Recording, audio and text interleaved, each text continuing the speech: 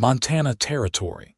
June 1883, the train hissed to a halt in the dusty little town of Red Fern, and Hattie Mae Morgan stepped down onto the platform, her gloved hands clutching the carpet bag that held all she had left in the world. Around her, the platform buzzed with voices and movement, wives greeting husbands, children tugging at skirts, a dog barking from under a wagon. But no one looked her way. She stood tall despite the ache in her back, her dark blue traveling dress neatly pressed, a wide-brimmed hat pinned over her brown hair, streaked faintly with gray at the temples. At 37, she did not expect to turn heads, but she had expected someone to be there. A wiry station master approached, squinting at the passenger list. "You Miss Hattie Mae Morgan?" he asked. "Yes," she said, voice steady. "Mr. Thomas Archer sent for me. We've been corresponding for 3 months." The man scratched his neck, awkward. "Right, well, he came by earlier. Took one look at your age on the ledger and said he changed his mind. Said he was expecting someone younger." The words hit like a slap. Hattie blinked, but her face remained composed. "Did he leave a message?" The station master looked away. "Said to tell you he's sorry, that he thought you'd be different." Her throat tightened, but she would not cry. "I see." She turned away and stepped off the platform, boots crunching on dirt. She walked past wagons and horses and families until she found an empty bench under the shade of a cottonwood tree. She sat, setting her bag beside her. The wind tugged gently at her skirt. She folded her hands in her lap and stared out at the wide, open land. She had sold her father's house in Kansas after he passed. There was no going back. "Ma'am." The voice was low and male, carrying warmth and something else, concern. Hattie looked up. A tall man stood before her, hat in hand, a sun-browned face shadowed with stubble. His eyes were the color of river stones, steady and kind. He looked to be in his early 40s, with a strong build and broad shoulders that filled out a worn blue shirt. A gun belt hung at his hip, but his hands were open, easy. "My name's Boone Zeller," he said. "I was standing near when you got off the train. I heard what that man said to you." She looked away, embarrassed. "I would prefer not to discuss it." "I understand," he said gently. He paused, then added, "I came to town to pick up supplies for the ranch, but when I saw you sitting here all alone, I couldn't just walk off." She lifted her chin. "I'm not in need of assistance." "I do not doubt that," he said, lips twitching into something near a smile. "But I figure anyone who travels this far and gets dropped like that deserves better. That fella was a damn fool." She blinked at his bluntness. Boone looked her straight in the eye. "I prefer grown women, ma'am, not girls who do not know the weight of living." Hattie felt something shift inside her chest. "I have nowhere to go," she admitted. "Then come with me," Boone said, simple as that. "I have a ranch about an hour west of here. I live alone. House is quiet. You can stay until you decide what you want to do." She eyed him carefully. "Why would you do that for a stranger? You came all this way for a fresh start," he said. "I reckon you still deserve one." She studied his face. He meant it. She nodded once. "Very well." They rode out of town together in his wagon, the sun dropping low behind the hills. The land stretched wide in every direction, golden and endless. Boone drove with ease, one hand on the reins, the other resting on his thigh. "You ever been on a ranch before?" he asked. "No, my father was a school teacher." "You read a lot then?" "Yes," he glanced at her. "You look like someone who sees more than she says." She looked back at him. "You look like someone who talks more with his eyes than his mouth." He chuckled. "Fair enough." The silence between them after that was not uncomfortable, just quiet, like the land. When they reached the ranch, the sky was streaked with orange and violet. Boone helped her down from the wagon and led her inside a small but well-kept house. The wooden floor was swept, a fire crackled in the hearth, and the air smelled like coffee and pine. "You can sleep in the front room," he said, pointing. "It used to be my sister's before she married and moved up north. There's a bed and it locks from the inside." "Thank you," she said. "For your kindness," he nodded. "I will give you space, Miss Morgan. But you are welcome here as long as you need." That night, Hattie lay awake in a bed that smelled of cedar and thyme. The wind whispered outside, and the quiet creak of the house made her feel less alone somehow. In the morning, she rose early. She found Boone already outside, hauling hay, his shirt damp with sweat, muscles flexing beneath the fabric. "You are up early," he said. "I do not sleep in," she replied. He smiled. "I figured you might want to get your bearings today. I could show you the barn, the pasture, the kitchen garden." "I would like that." They walked the land together, and she listened as he spoke of the cattle, the land, the rhythm of days shaped by work and silence. He let her help feed the chickens and gather eggs, and when they returned to the house, she rolled up her sleeves and began cooking. "You do not have to," Boone said. "I want to." They ate in the kitchen, sunlight spilling over the table. He looked at her with quiet appreciation, and something passed between them, simple and real. Later that week, she was sweeping the porch when a young girl came riding up on a small paint horse. Her face was flushed, her braids flying. "Papa!" the girl shouted. Boone stepped outside, his whole face lighting up. "Addie!" The girl flung herself into his arms, and he lifted her easily, holding her close. Hattie watched, stunned. Boone turned to her. "Hattie, this is my daughter Addie. She lives with my late wife's sister most of the year over in Billings, but she visits when school lets out." Addie looked at her curiously. "Who is she?" Boone's voice was gentle. "She is a friend." Hattie smiled softly.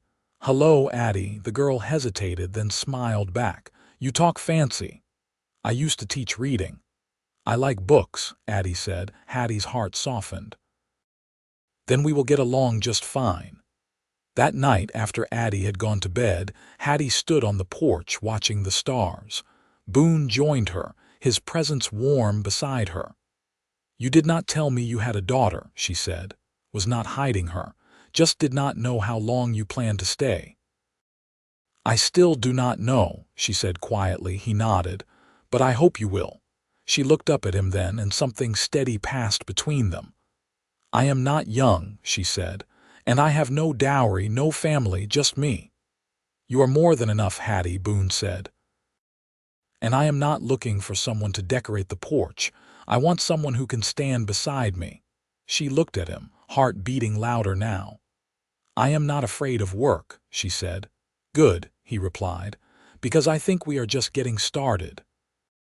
The days folded into each other with the quiet rhythm of work and weather. June warmed the hills, and the sun lingered longer in the sky. Hattie spent her mornings tending the garden rows behind the house, her hands in the dirt, a wide-brimmed straw bonnet shading her face. She found satisfaction in the steadiness of it, pulling weeds, checking shoots, running her palm gently over the soil to feel its moisture. It asked nothing of her but presence. Addie trailed her often, chattering about the finches that nested in the eaves or the way the creek behind the barn sang higher after a rain. She had Boone's eyes and fierce little jaw, but she moved with a bright, unburdened grace that Hattie had never known at that age. They read together in the evenings, the girl curled beside her on the settee, her boots tucked under her skirt. One morning, Boone found Hattie stacking cut wood near the smokehouse. "You don't need to do that," he said, wiping his forehead with his sleeve. "I know," she answered, lifting another log, "but it's good to feel useful." He watched her for a beat longer than necessary. "You're steady," he said. "Most folks blow in with the wind and don't stay long enough to dry." "I've had enough drifting," she said. He nodded, then knelt to help her with the rest. Later that week, Boone brought in a rifle from the barn and laid it across the table. Hattie looked up from the sewing, mending, a tear in Addie's skirt. "You planning to frighten someone?" she asked. Thought maybe you'd want to learn, he said.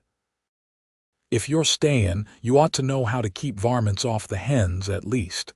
She set the fabric aside. I've never held one. I'll show you. There's a clearing out back where it's quiet. They walked out past the pasture, where the grass grew taller than her boots and the wind moved in slow waves. Boone showed her how to brace her shoulder, how to line up the sight. His voice stayed calm and low, his hand guiding hers only when she asked. When she fired, the kick surprised her, but she didn't flinch. Boone raised an eyebrow, nodded once. You've got grit. You keep saying things like that, Boone Zeller, and I might start believing you. He looked at her then, not smiling, not teasing. I only say what's true. That night, after Addie had gone to sleep, Hattie sat on the back step shelling peas into a tin bowl. Boone came out with 2 cups of coffee, handed her one, and sat beside her. I got a letter today, he said. She kept shelling. From where? From the bank in Miles City. They're offering to buy the north pasture. She paused. That the one with the cottonwoods? That's the one. Why sell it? He rolled the cup between his palms. It's good grazing land, but I haven't had enough hands to use it proper. Seemed easier to let it go. Would you miss it? Boone didn't answer right away. Then he said, my wife's buried there. Hattie looked down at the peas in her lap. I didn't know. I don't talk about her much, not because I don't remember, just not much left to say. She nodded. What was her name? Clara.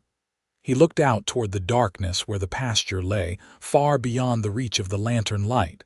She liked sunflowers, grew 'em taller than the fence line. Hattie didn't speak. Silence was the only thing respectful enough. After a while, Boone looked at her again. I wouldn't sell it if I thought I had someone to help work it, not just any hired man, someone who belongs here. She met his eyes then. I've never worked cattle. You learn fast. She let the words settle. Then softly, you're not the only one who buried someone. Boone waited. My mother died giving birth to my younger brother. He didn't last the month. My father never remarried. I kept house for him until he passed. Then I came out here. He didn't ask more. They sat there until the coffee cooled and the stars brightened. The next morning, Hattie rose early again, but this time, Boone was already in the kitchen with dough on the board. He looked up, flour on his forearm. I was going to surprise you with biscuits, he said. You were going to ruin my kitchen, she corrected, stepping in to rescue the dough. He stepped back, hands raised in surrender. You're the better cook. You're not wrong. As she took over, he leaned against the counter, watching her shape the dough with practiced hands. I never thought I'd find someone who belonged here, he said. She glanced at him over her shoulder. And now, I think maybe I have. She didn't answer, but her hands didn't falter. Outside, the wind was picking up again, and the sky wore that bright, endless blue that meant the weather would hold. The wind carried the scent of sagebrush as July settled into the land, dry and unhurried. Hattie stood at the fence line with a tin pail in one hand, watching Boone and Addie move the yearlings from one pasture to another. The sun pressed down hard, but neither father nor daughter slowed for it. Addie rode ahead, her braid flying behind like a pennant, calling back to her father with each gate she opened. Boone caught Hattie's eye from across the field, tipped his hat, and said something she couldn't hear. But the way his face softened that she understood. Later, after Addie went off to sketch birds by the creek, a habit she'd taken to, with fierce concentration, Boone came into the kitchen, his shirt damp and collar open. Hattie was shelling beans at the table, a basin of cool water beside her. I've been thinking on something, he said, tugging a chair back with his boot. She looked up. That sounds ominous. I want to build a smokehouse closer to the root cellar. Would make the butchering easier come fall, she considered. That slope's dry and shaded, good spot. But you'll need to shore the wall behind it, earth's soft there. He blinked. That's true. She dropped another handful of beans into the basin. You've been running this place alone a long time, Boone. But that doesn't mean you have to plan it all in your head. I'm not used to saying things aloud unless they need fixing. Maybe it's time to learn. He leaned back, folding his hands behind his neck. You ever think about staying for good? She didn't answer right away. The water in the basin rippled as she stirred the beans. I used to think permanence came from paper and rings. Now I'm not so sure. He watched her. What changed? You, this place? Addie. The quiet.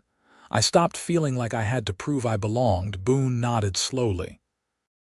I won't ask anything of you before you're ready, but I want you here, not just for Addie's sake or because I need help with the land. I want you. She looked at him then. I don't want to be a guest in your house, Boone. You're not. I want to build something with you. Not perch on the edge of it. He reached across the table, calloused fingers brushing her wrist. Then stay. The next day, Boone hitched the wagon and took them out past the cottonwoods to the edge of the northern pasture. The grass there grew thick and golden, and wild lupine bloomed in patches between the rocks. He stood beside her in silence for a time, his arms crossed loosely, gaze settled on the far fence line. I buried Clara under that ridge, he said. Addie was too young to remember. Hattie said nothing, just stood beside him, letting the wind speak for both of them. I never thought I'd bring someone else out here, not because I was mourning still, just didn't think it'd happen again. She touched his sleeve. You don't have to explain. I want to. His voice was rough. I don't want ghosts between us. There won't be. He turned to her.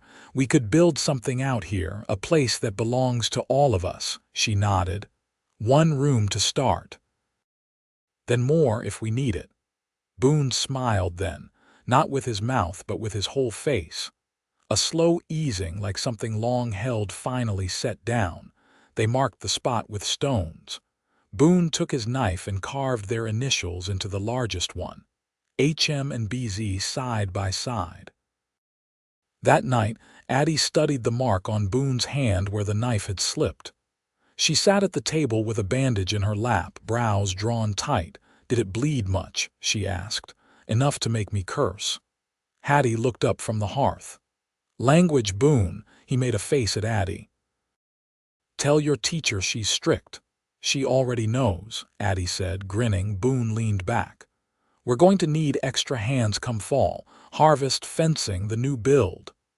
I can write to my cousin in Helena, Hattie said. Her husband's got 2 boys looking for work.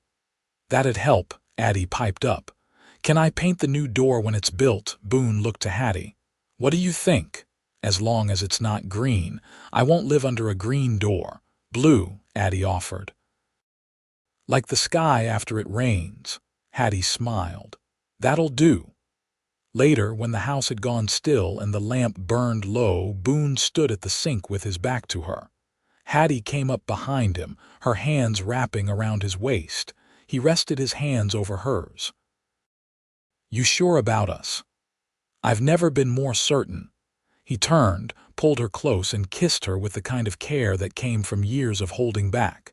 It wasn't hurried. It wasn't shy. It just was. Outside, the coyotes called from the far ridge and the stars blinked awake one by one. Inside, love settled in without ceremony, but with the quiet weight of something that would not be moved.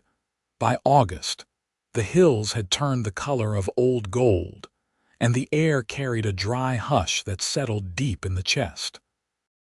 Hattie stood at the trestle table Boone had built her from larch wood, kneading bread with a rhythm that matched the pulse of the land, slow, strong, certain. The house had changed in small ways since she'd arrived. A shelf added above the stove for Addie's drawings, a quilt draped across the rocker by the hearth stitched with scraps from Hattie's old life, now repurposed into something that felt like belonging. Boone stepped in through the back door, dust streaking his sleeves, a faint limp in his stride. "You favoring that leg again," she said, not looking up. He pulled a stool out and sat, dragging a hand through his hair. "Horse stumbled in a gopher hole near the creek bed. Didn't toss me, but the jolt was sharp. You'll soak it in salt water tonight. Already planned to." He watched her fold the dough. "You always this bossy?" "Only when I care whether you fall apart or not." He grinned, but it faded as he reached into his vest pocket and slid a folded paper across the table. "Letter from Helena. Your cousin sent it by freight wagon." She wiped her hands and opened the page. Her eyes moved quickly, then stopped. "She says the boys are headed this way. Should be here by the first frost." Boone leaned forward. "That soon?" She didn't say much else, just that they're strong and know how to follow orders. He nodded. "Good. We'll need them to start digging the new foundation." Hattie refolded the letter and tucked it under the flour sack. "We'll need more hands in the kitchen, too, and a place for the boys to sleep." Boone's brow furrowed. "I can rig up bunks in the loft. They won't mind rough quarters. I'll air it out. There's mouse droppings up there. They'll live." She reached for a bowl and set it before him, filling it with early peaches stewed in sugar and clove. He took a bite and let out a long breath through his nose. "You planning to feed me into submission?" he asked. "No," she said, pouring 2 mugs of cool water. "I'm planning to keep you alive." Addie came in through the front, cheeks flushed, carrying a bundle of wild mint in her apron. She set it on the table and looked between them. "You're fighting again," she said. Boone shook his head. "Not fighting." Hattie passed her a peach, "Just figuring things out." Addie licked the syrup off her fingers.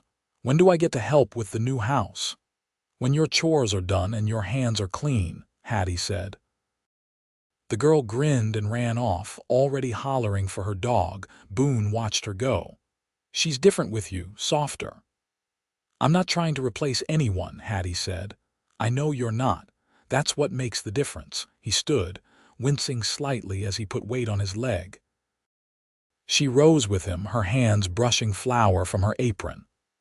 "There's something else I've been thinking on," he said. She waited. "I want to take you into town next week, not for supplies, for a license." Her heart caught, but she kept her voice even. "You sure?" "I've been sure," he said. "But I wanted to ask you proper." She stepped closer, rested her hand against his chest. "Then ask." He took her hand and kissed the back of it, a small thing but steady. "Marry me, Hattie." She didn't hesitate. "Yes." That night they sat on the porch after Addie had gone to bed, the night air cooler now, carrying the promise of changing seasons. Boone reached into his pocket and pulled out a ring, simple, gold, a bit worn at the edges. "It was my mother's," he said. "She wore it through 28 winters on this land. I reckon it's seen enough storms to last."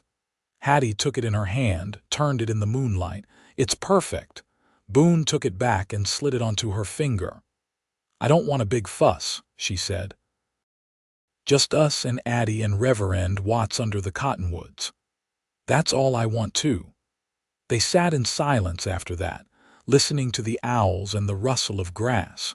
No fireworks, no declarations, just the wide, quiet knowing of 2 people who had waited long enough to recognize something real.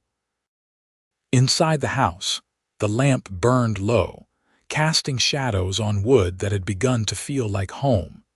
The morning of the wedding dawned clear and still, the kind of quiet that settles on the land when the wind holds its breath. Hattie stood near the washstand, fastening the last button at the base of her throat. The dress was pale gray calico, simple and well-fitted, with a hem she'd let down herself the week before. It had belonged to her mother once, saved in a cedar chest through decades and distance. She'd brushed her hair into a low twist and pinned it tight, though a few strands had already slipped loose in the summer heat. Boone waited outside with Addie, who had insisted on wearing her Sunday dress, faded blue cotton with a white sash that Hattie had stitched back into place that morning.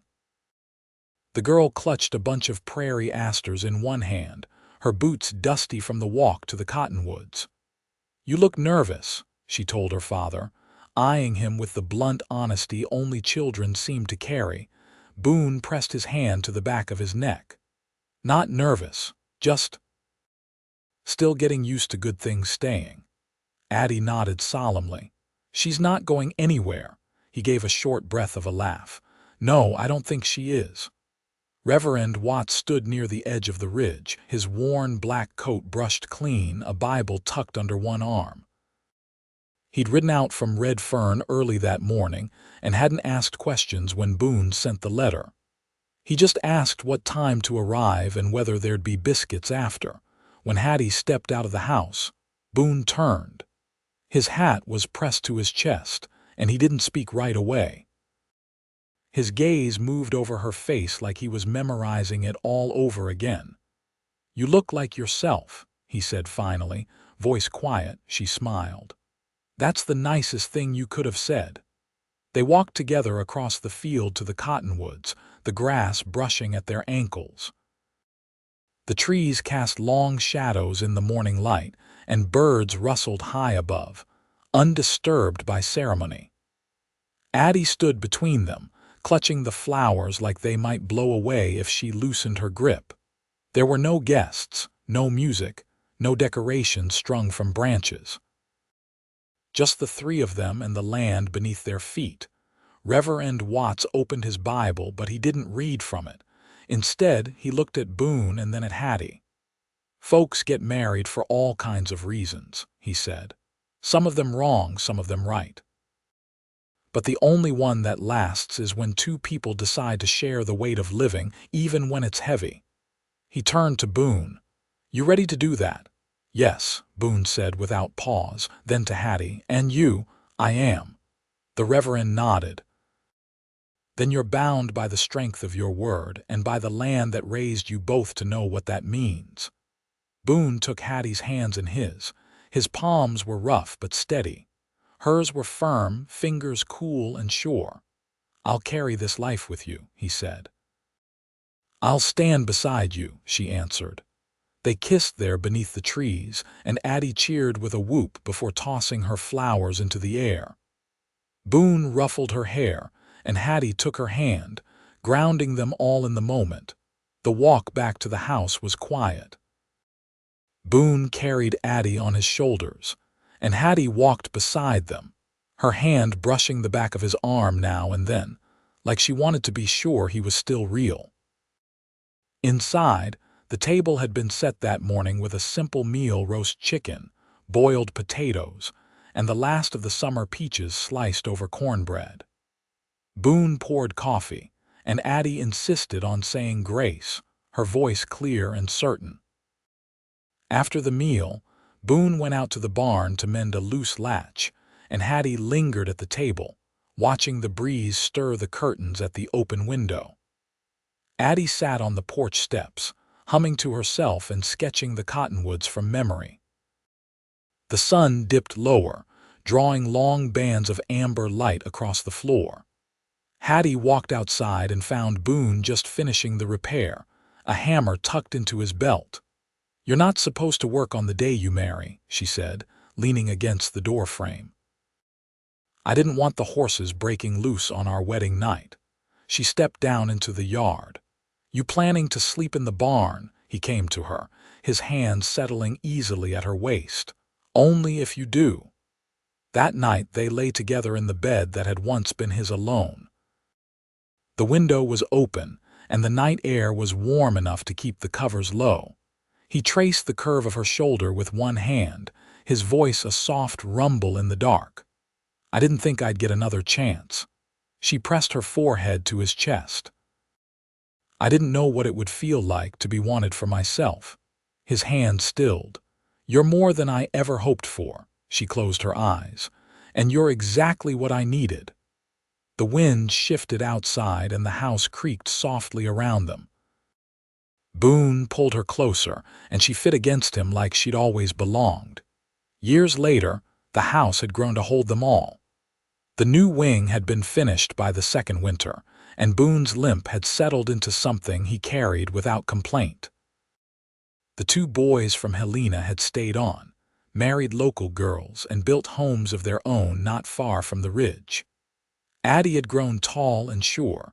Her drawings hung along the hallway beside the kitchen. She taught reading in the schoolhouse by the church, her hair always in a braid, boots still dusty every evening. On their 10th anniversary, Hattie planted a line of sunflowers along the north fence, their stalks tall and steady in the wind. Boone built her a bench beneath the cottonwoods, and each evening they sat there together, watching the land settle into dusk. Nothing about their lives was grand, but it was full. And when they looked at each other across the table, across the pasture, across the years, they did so with the quiet, certain knowledge that neither one had walked away when it would have been easier to run. They built something lasting, and they never stopped choosing each other.